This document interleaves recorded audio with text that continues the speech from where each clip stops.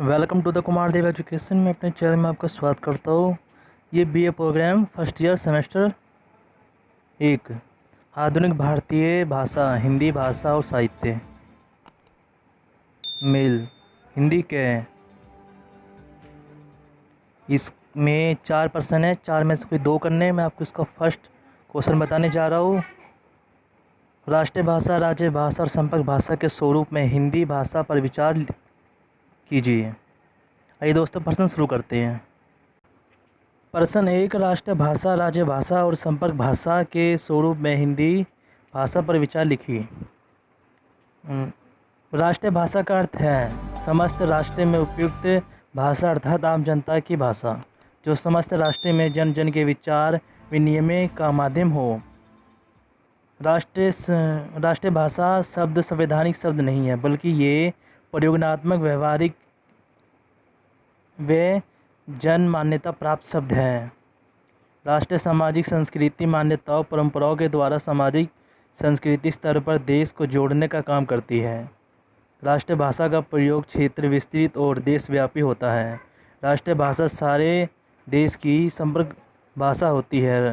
राष्ट्रीय भाषा का स्वरूप लचीला होता है और इसे जनता के स्वरूप किसी भी रूप में ढाला जा सकता है। हमारे देश भारत की कोई भी राष्ट्रीय भाषा नहीं है। भारत हमारे देश की राज्य भाषा है। हमारे देश की संपर्क भाषा और राज्य भाषा दोनों ही हिंदी है।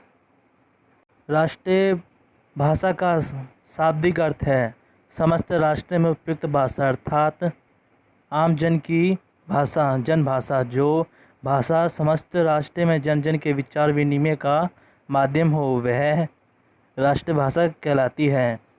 राष्ट्रीय भाषा एकीय राष्ट्रीय एकता और अंतर्राष्ट्रीय संवाद संपर्क की भाषा, संपर्क की आवश्यकता भी होती है। वैसे तो सभी भाषाएं राष्ट्रीय भाषाएं होती है, किंतु राष्ट्रीय भाषा की जनता सब स्थानीय एवं तत्कालीन हितों व पूर्वग्रहों के ऊपर उठकर अपने राष्ट्र की कई भाषाओं में से किसी एक भाषा को चुनकर उसे राष्ट्रीय अस्मिता का एक आवश्यक उपादान समझने लगती है, तो वही राष्ट्रीय भाषा है।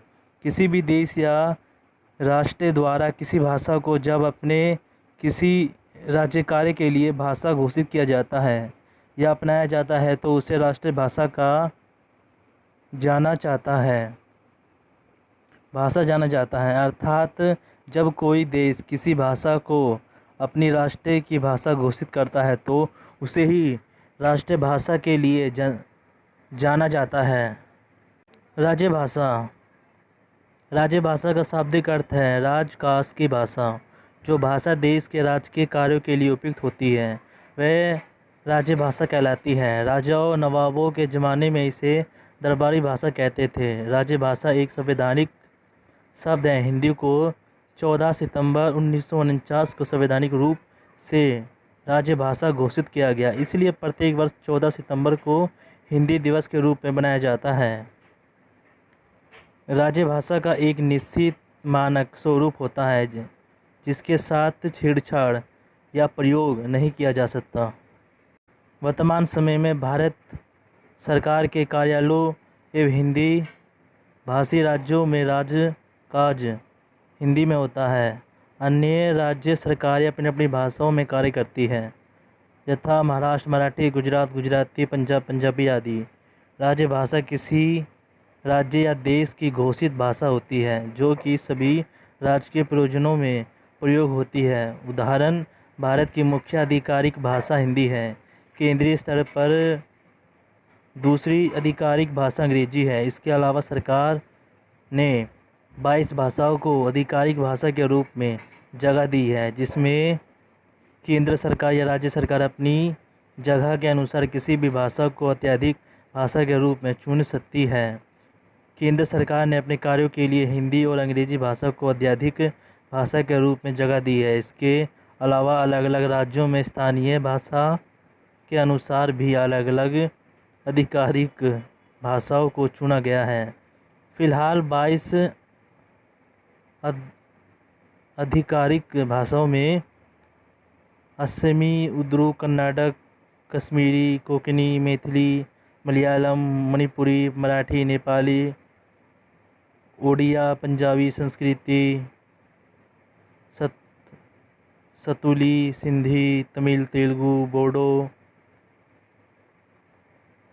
डोगरी, बंगाली और गुजराती है। राजभाषा किसी राज्य या देश की घोषित भाषा होती है जो सभी राजकीय प्रयोजनों में प्रयोग होती है। उदाहरण भारत की राजभाषा हिंदी किसी प्रदेश की राज्य सरकार के द्वारा उस राज्य के अंतर्गत प्रशासनिक कार्यों को संपन्न करने के लिए जिस भाषा का प्रयोग किया जाता है उसे राजभाषा कहते हैं। ये भाषा संपूर्ण प्रदेश के आधिकारिक जन समुदाय द्वारा बोली या समझी जाती है। प्रशासनिक दृष्टि से संपूर्ण राज्य में स्वतंत्र इस भाषा को महत्व प्रदान प्राप्त रहता है। किसी प्रदेश की राज्य सरकार के द्वारा उस राज्य के अंतर्गत प्रशासनिक कार्यों को संपन्न करने के लिए जिस भाषा का प्रयोग किया जाता है उसे राज्य भाषा कहते हैं। ये भाषा संपूर्ण प्रदेश के अधिकांश जन समुदाय द्वारा बोली वो समझी जाती है। प्रशासनिक दृष्टि से संपूर्ण राज्य में सर्वत्र इस भाषा को महत्व प्रदान रहता है। संपर्क भाषा या जन भाषा वह भाषा होती है जो किसी क्षेत्र, प्रदेश या देश के ऐसे लोगों के बीच पारस्परिक विचार विनिमय के माध्यम का काम करे जो एक दूसरे की भाषा नहीं जानते। दूसरे शब्दों में विभिन्न भाषाई लोगों के बीच संप्रेषण के लिए जिस भाषा का प्रयोग किया जाता है वह संपर्क भाषा कहलाती है। इस प्रकार संपर्क भाषा की सामान्य परिभाषा होगी। एक भाषाई जिन भाषा के माध्यम से किसी दूसरी भाषा के बोलने वालों के साथ संपर्क स्थापित कर सके उसे संपर्क भाषा या जनभाषा लिंग लैंग्वेज कहते हैं। भारत एक बहुभाषी देश है और भाषाई देश में संपन्न भाषा का विशेष महत्व है। अनेकता में एकता हमारी अनुपम परंपरा रही है। वास्तव में संस्कृति दृष्टि भारत से सारा भारत सदैव एक ही रहा है। हमारे इस विशाल देश में जहाँ अलग अलग राज्यों में भिन्न भिन्न भाषाएं बोली जाती है और जहाँ लोगों के रीति रिवाज, खान पान, पहनावे और रहन सहन तक में विभिन्नताओं वहाँ संपर्क भाषा ही एक ऐसी कड़ी है जो एक छोर से दूसरे छोर के लोगों को जोड़ने और उन्हें एक दूसरे के समीप लाने का काम करती है। डॉक्टर भोपाल नाथ ने संपर्क भाषा के प्रयोग क्षेत्र को 3 स्तरों पर विभाजित किया है। एक तो वह भाषा जो एक राज्य जैसे महाराष्ट्र या असम जैसे दूसरे राज्यों जैसे बांग्ला या असम के राजकीय पत्र व्यवहार के काम आए। दूसरी वह भाषा जो केंद्रीय और राजकीय के बीच पत्र व्यवहारों का माध्यम हो। और तीसरे वह भाषा जिसका प्रयोग एक क्षेत्र प्रदेश का व्यक्ति दूसरे क्षेत्र प्रदेश के व्यक्ति से अपने निजी कामों में करे।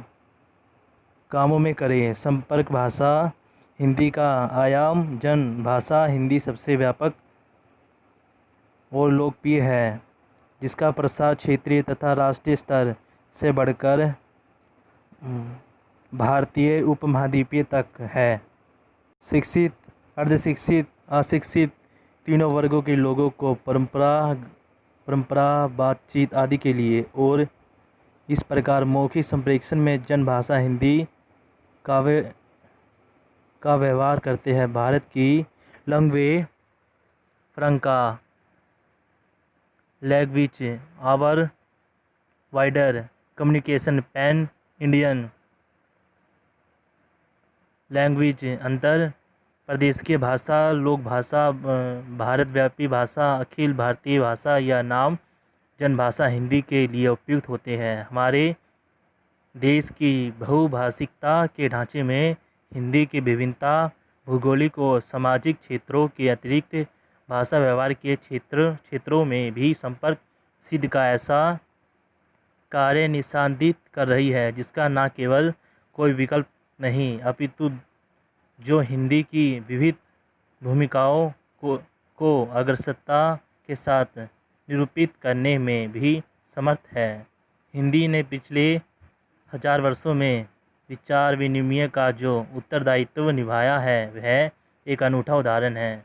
कुछ लोगों की यह धारणा है कि हिंदी पहले राष्ट्रभाषा कहलाती थी, बाद में इसे संपर्क भाषा कहा जाने लगा और अब इसे राज्य भाषा बना देने से इसका क्षेत्र सीमित हो गया है। वस्तु यह उनका भ्रम है। जैसे कि पहले उल्लेख किया जा चुका है कि हिंदी सदियों से संपर्क भाषा और राष्ट्रीय भाषा एक ही साथ रही है और आज भी है। भारत के संविधान सभा द्वारा 14 सितंबर 1949 को इसे राज्य भाषा के रूप में स्वीकार कर लेने से उसके प्रयोग का क्षेत्र और विस्तृत हुआ है। जैसे बांग्ला, तमिल, तेलुगु, कन्नड़, मलयालम आदि को क्रमशः बंगाल, तमिलनाडु, कर्नाटक, केरल आदि की भाषा बनाया गया। ऐसा होने से क्या उन भाषाओं का